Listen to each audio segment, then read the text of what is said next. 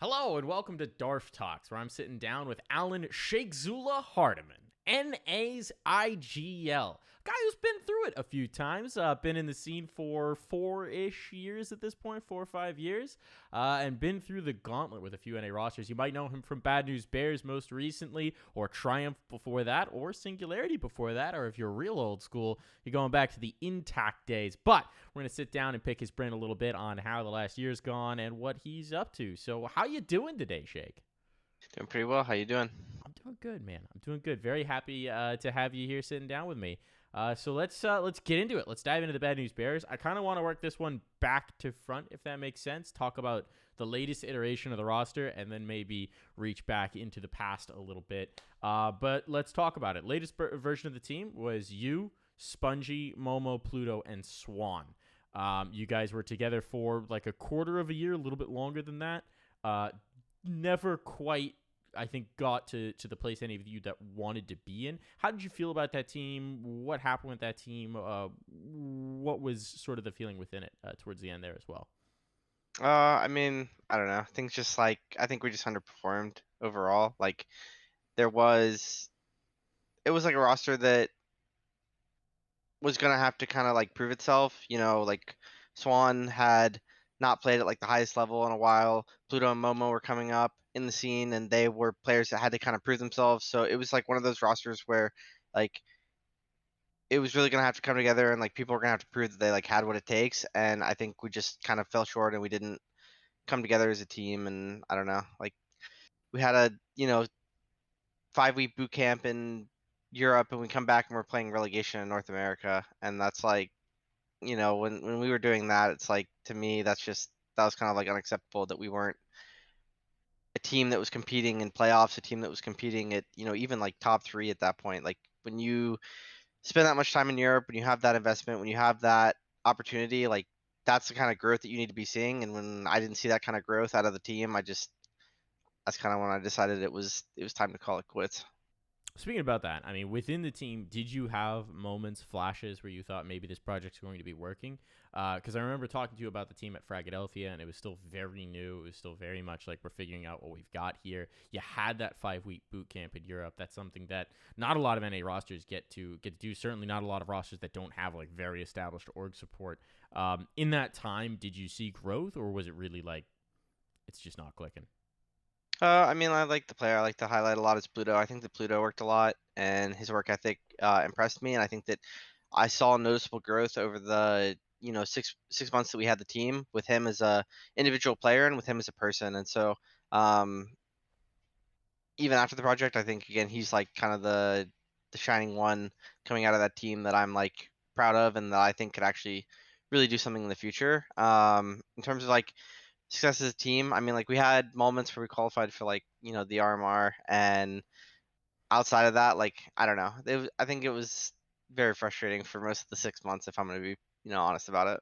I appreciate you being so. Looking back to the creation of the team, what was it about Momo and Pluto? Because obviously, Spongy and Swan you played with before, you had some familiarity with them, but Momo and Pluto were names that it seemed like you were sort of plucking them out of the lower division and bring them on up. So what was it about those two players that made you want to include them in the roster? Pluto had like really good stats and like advanced and in that relegation. And then I had talked to a couple people, and they had talked about again like his work ethic. He had been calling. He had just done a lot of things that were kind of the intangibles, I'd say, that you look for with players. And so that's like the big reason I reached out to him, and I looked at picking him up. And then from there, like he just knew Momo, and we went through like a couple tryouts with people. And we just Momo played really well in tryouts. He had good comms. He just did good things, I don't know, in the tryouts. And so we decided to go with him and give him a shot. And I know he'd been around the scene for a while, but he was still young, and uh, just a player that we decided to take a chance on. And now with Pluto, he's the one, if I recall, he just really started playing seriously during the pandemic, right? So despite the fact that he's like not a young player by most age standards, his career is super young, if I'm not mistaken, right? Yeah, I think that he only started like seriously competing within like the last year or so. So his rise has been pretty fast. It's always good to see. Talking about that iteration of Bad News Bears as well, it was my understanding from the outside was it was this kind of weird middle ground, right? Where you weren't you didn't have an org per se, but there was financial backing coming in from Mike Swan, right? Yeah. And so you guys had obviously the ability to do that boot camp in Europe. There was some salarying going on, right? You guys were drawing something in terms of pay, but obviously it wasn't. It's not like being on Liquid or it's not like being on EG where there's this whole structure and this whole competitive structure going on with it. There's still like a lot of volunteers involved in the socials, involved in the merch. What is it like being in that kind of middle ground where you're signed but you're not signed, you're paid but you're not quite fully paid? Like it almost feels like it's like org purgatory. Is that what it felt like being part of it?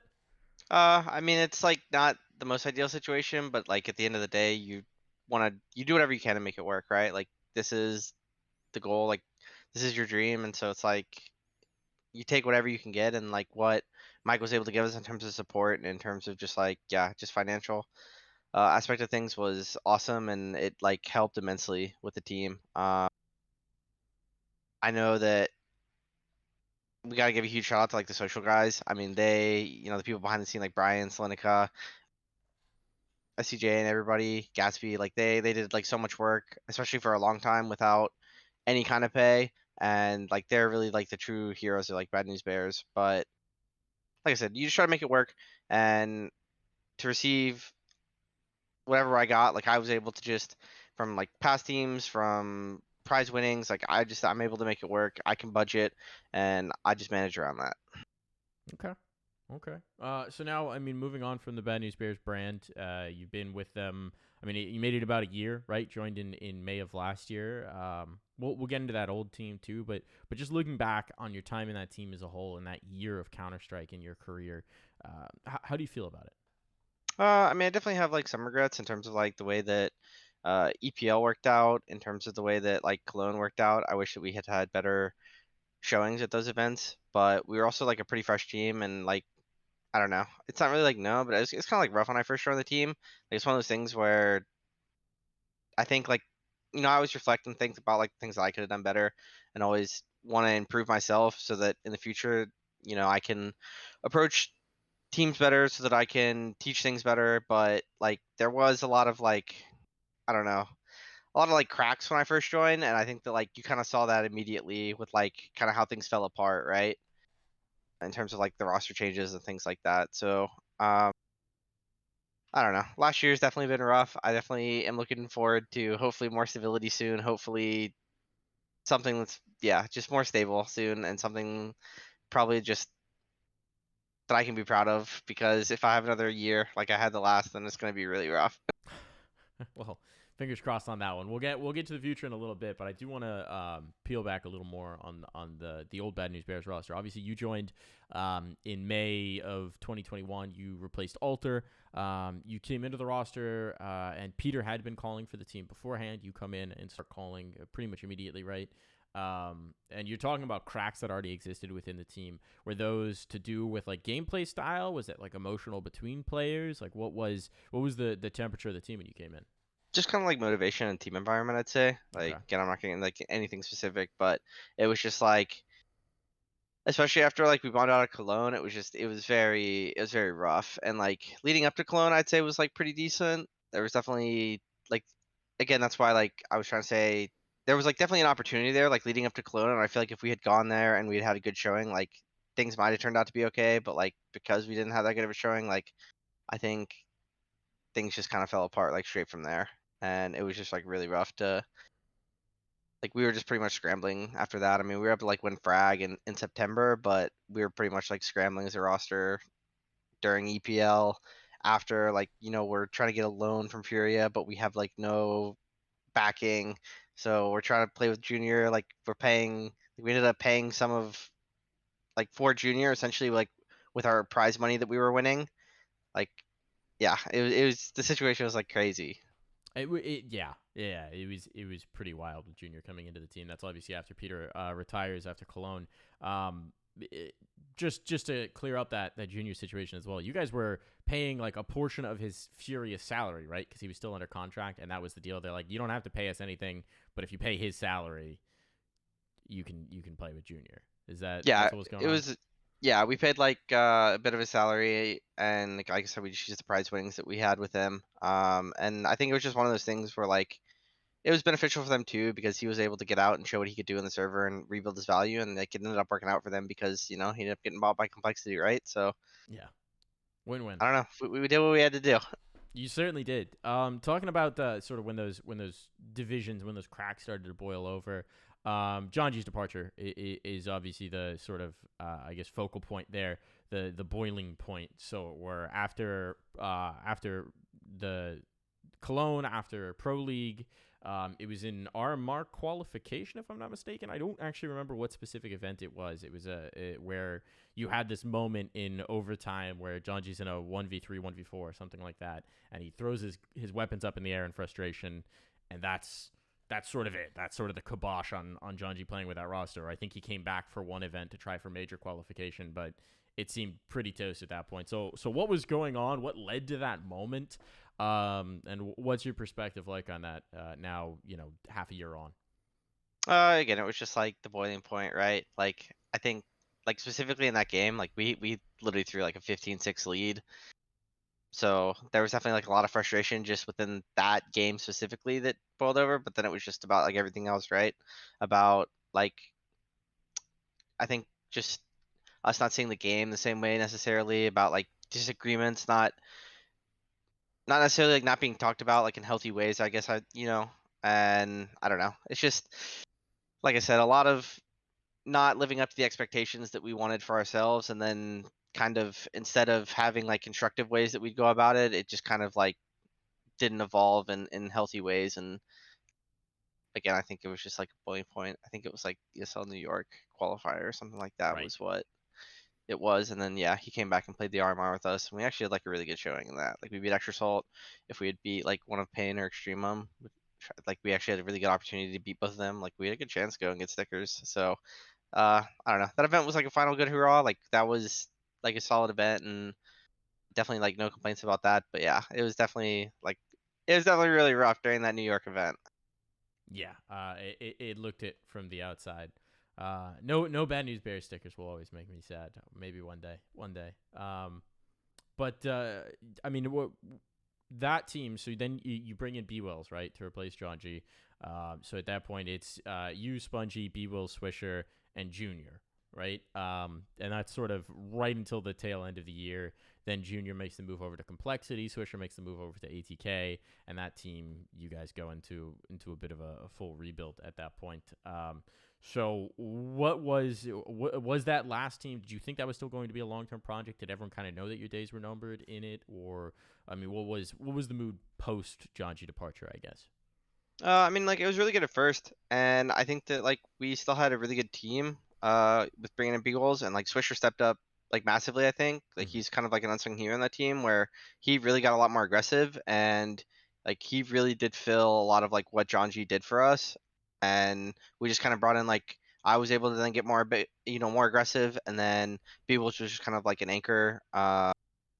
And just more like passive on T side. So like I don't know, we were able to like definitely make it work, but I still think like we underperformed. Like we got fifth, sixth in that season of like ESCA, and like you could definitely tell that like we just weren't clicking in the way that we needed to be clicking, and that I don't know, we had to like find some kind of solution. And I think that like that team definitely had a lot of potential to find a solution, Mm-hmm. but you know, at the end of the day, like we kind of underperformed, and like Swisher at the time got that offer from it was Orglis, I think, Yeah. and Oh, right. so Orglis like before that ATK. was Mm-hmm. like that was just like a really good opportunity for him.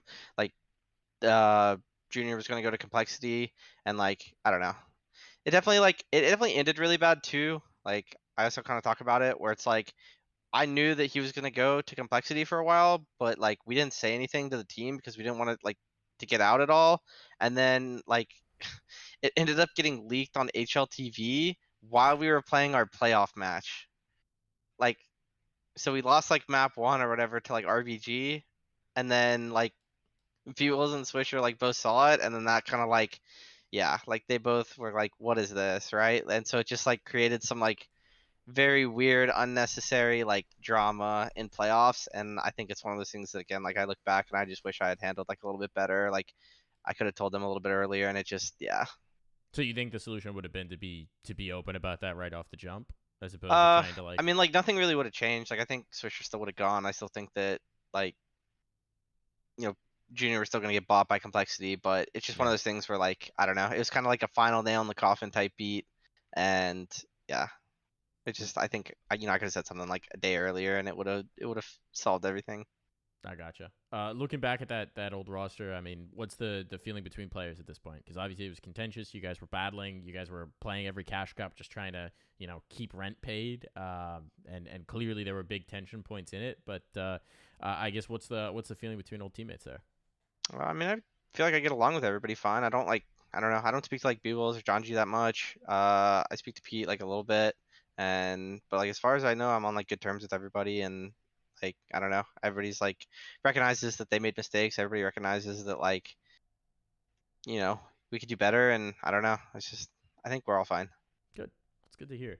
Let's talk about you sort of within the scene, what you've done over your career a little bit. One of the things about what's always happened with your rosters in NA, I mean, dating back to Intact, but really all the way through, is it feels like you've built a ton of rosters where players shine, where they sort of have that moment where they establish themselves as being upper end competitive or have like their best performances. I'm thinking like Grim Junior, Swisher, even like guys like Curry and Asuna, who are over in Val, played with you for a little bit and really had some click moments. Asuna, it was very brief, to be fair, but there were a lot of click moments for a lot of players on your rosters.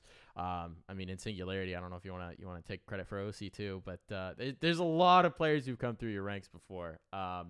So I guess what do you think it is about your teams that in particular has these players pop off, that has these talents shine? I mean, I just try to teach. I think I try to teach the game like differently than most people in like North America. Like I don't know, North America, the way that like we play CS is usually like really bad in my opinion, and I think a lot of like I don't think a lot of teams really think about like what they're doing and why they're doing the plays that they are, and like I don't know. I think a lot of teams just like do things and they don't again like they just don't think. And so I try to like when I have players on my team, I try to like get them to understand why we're defaulting, like to look for certain things in the default, to like read the game in a way that like will be applicable all the time, Mm. like no matter who we're playing, because you're going to look for certain things. And if you see it, then that means you play passive. That means you play aggressive. That means that like you might go for your opportunity. Like, and if you're able to read the game like in real time, then you should technically be like performing most, if not all the time. And so that's just kind of like something that I don't think a lot of teams in North America do. Like a lot of they just do a lot of set stuff.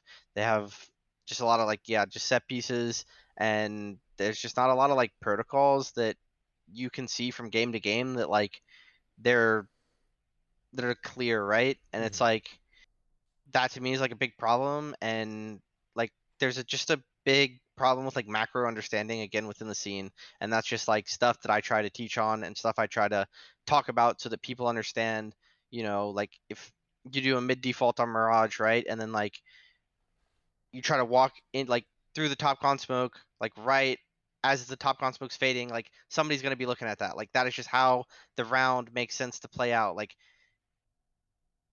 that is not like a timing that you can hit, right? Like your timing is later in the round, and so like even very basic things like that, Mm-hmm. like people don't really understand in the scene, like even in ECL and stuff right now. So again, that's just like the stuff I try to focus on, get into the nitty gritty. There's like a lot of things that you need to know as an opera specifically. There's a lot of things you need to know as a lurker. And so again, I just try to like do one-on-ones with all my players, talk to them, and really just like help them. I mean, I think it shows a lot. Again, like there are a ton of players who just have that moment where they're dropping 40 kills against whoever, and suddenly a contract materializes. Um, what I will say though is it doesn't always translate to the next level, right? I mean, we've seen it with Junior, obviously with his struggles with Infuri, and then Complexity. Grim had his struggles in Liquid. He's looking a lot better in Cole now, but there are times where that transition into the next team doesn't necessarily bring the same thing over. Do you think that's players being misused in other systems? Do you think that's maybe players not taking the lessons that you've imparted within your team? What do you think leads to those moments? I think a lot of times it comes down to like team environment. Like when you look at like Graham, what they did with him didn't make a lot of sense. Like they brought him in and he was doing a lot of like anchor and like roles that he wasn't doing on Triumph. So it's like he went from this player that had like a lot of potential, like maybe it wasn't as refined. He wasn't playing the top teams, but like you could tell that there was like a baseline there and that he had a lot of skill. And it's like I think that they could have done a better job with like working with that and giving him time. And I think that they were in like a win now mode when they picked him Hmm. up instead of a like mode where it's like, okay, like we can still like compete and win, but like we're also going to need to give this guy like 3 months. We're also going to need to really help him, develop and his skills like as like the roles he played on Triumph, but everything was just swapped around, and I don't think he was like given the opportunity to like learn. Like he was just kind of like, okay, you don't understand it, like we're gonna move you here.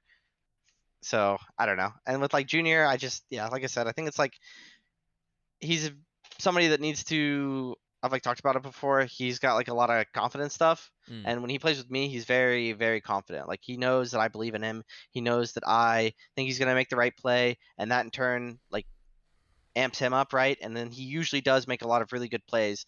Uh, and I think that there's a certain amount of like opping in an A where it's like you can get away with a lot and you can punish a lot of teams because they don't know how to like flash things properly or like hold in the mid round. So there is like a learning curve, I'd say, with opping that maybe like Grim didn't necessarily have to go through.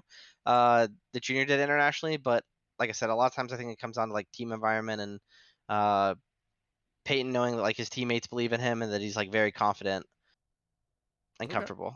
Now talking about from your perspective, right? It feels like you're kind of a lot of times in your career trapped in this cycle of developing these talents, having players shine, and then having them yoinked upwards to a complexity, to a liquid, to an EG, to one of the bigger dogs within the scene. And you're not brought along for the ride, right? How does it feel to see, I mean, at this point, a lot of players have gotten contracts largely based on their time playing in teams that you were helming. What does it feel like to see so many players who you've worked with, who you've played with, move on or get that opportunity? I mean, like it feels good because at the end of the day, like a lot of these people are my friends, and I like to see them succeed. And there's like no shame in that, and I am happy for them.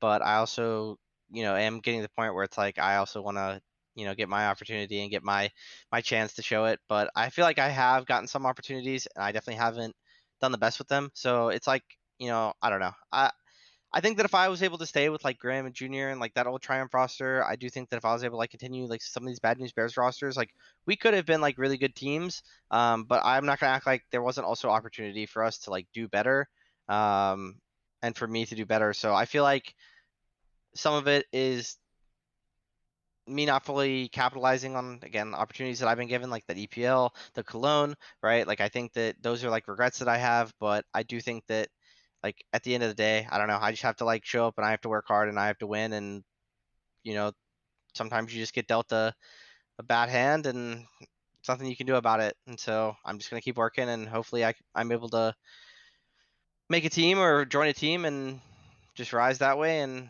at the end of the day, if I deserve it, I'll get my shot.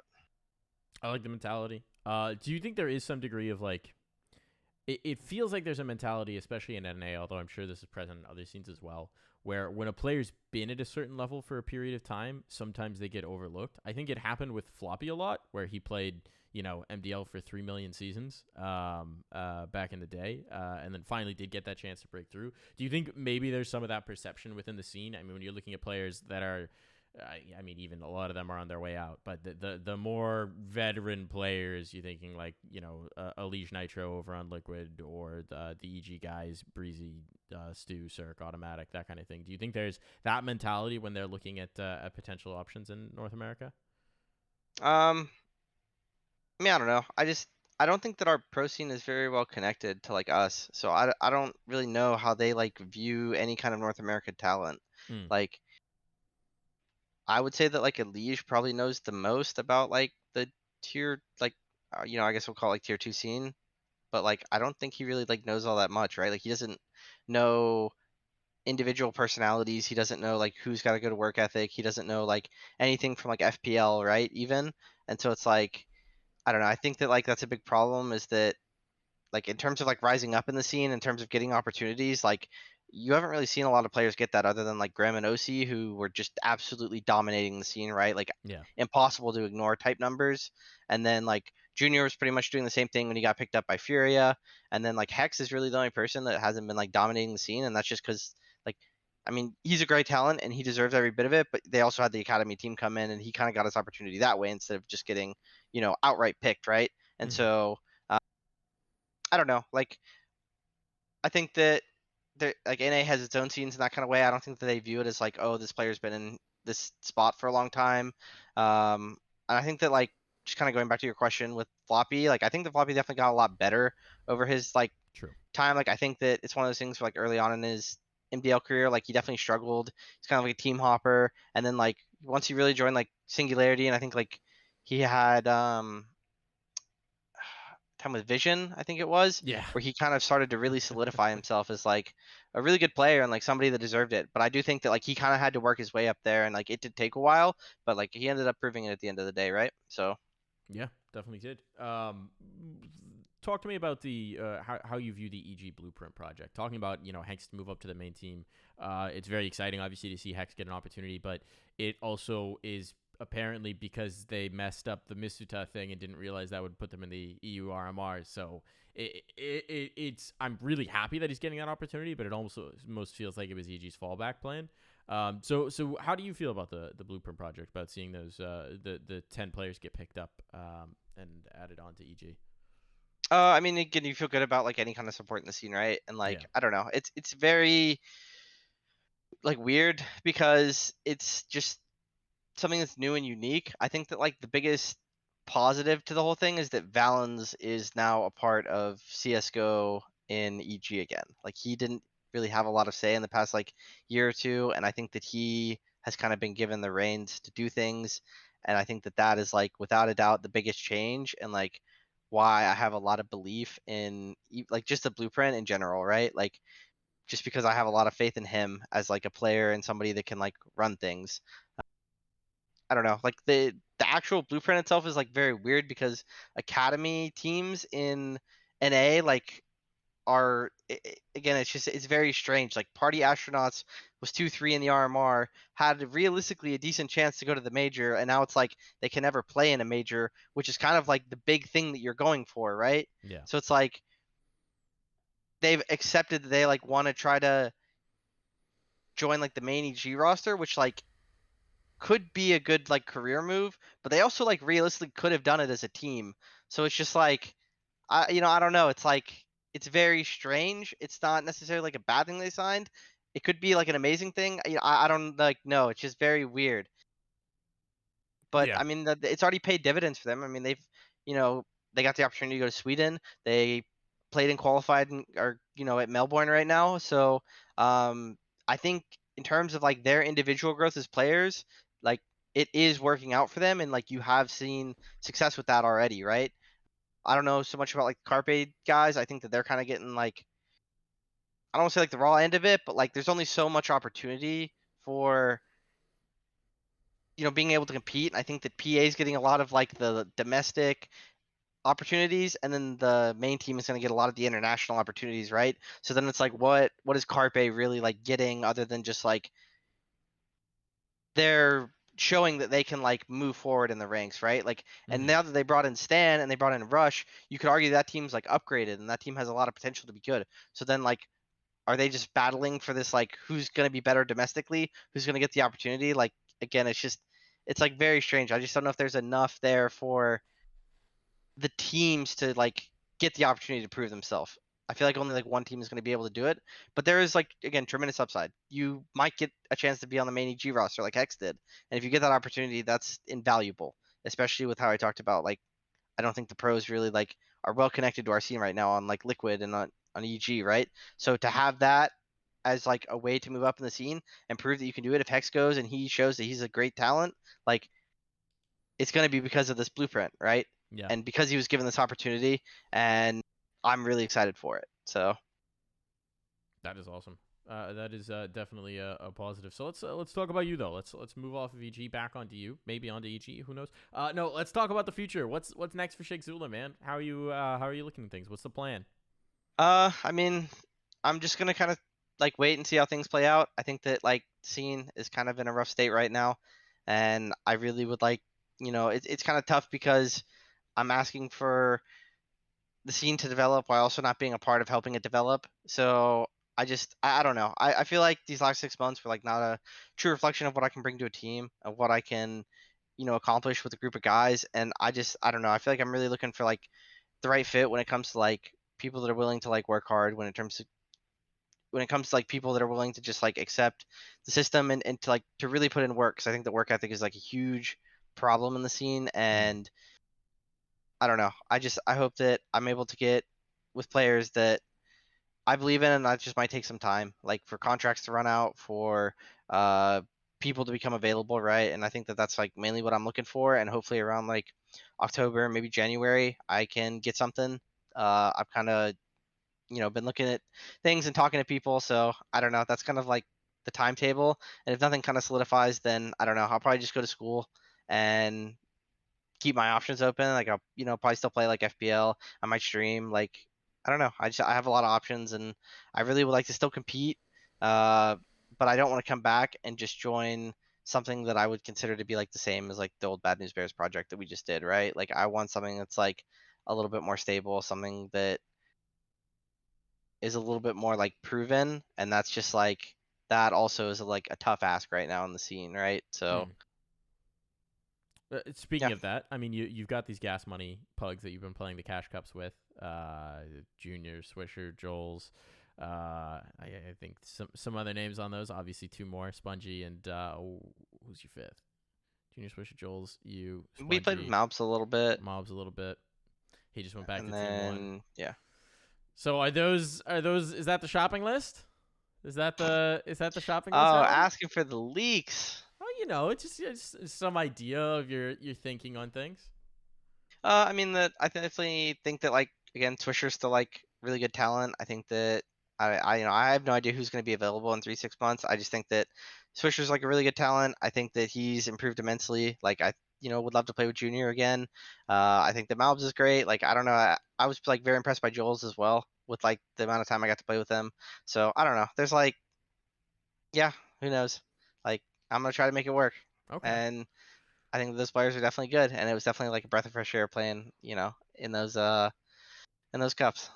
All right, maybe a window into the future. It seems like the next project's going to be much more intentional in who's part of it if it does come to fruition. Well, thank you so much for joining me, man. This was a real pleasure to get to sit down and catch up. We seen you at Fragadelphia. You coming through? I don't think so. I think Not this to is the this first one. frag I'm gonna miss in a while. Oof, oof. Well, we'll miss you there for sure. Anything that's coming up for you? Uh, I don't really know. I don't think there is. I think I'm just chilling. All right. Well, you streaming these days? Can people follow you on Twitch? I mean, people can always follow me on Twitch, but I don't have any kind of consistent stream schedule. Just stream cash cups and maybe some Tarkov when I feel like it. Really making the pitch here, Alan. Well, if you don't already follow Alan, follow him at Shakezullah on Twitter. Twitch is twitch.tv/Shakezullah as well, or is it anything else? Just Shakezullah. All right, twitch.tv/Shakezullah. He's the Mike Rula himself. Thank you so much for joining me, Alan. And thank you for tuning in to Darf Talks. Thank you for having me.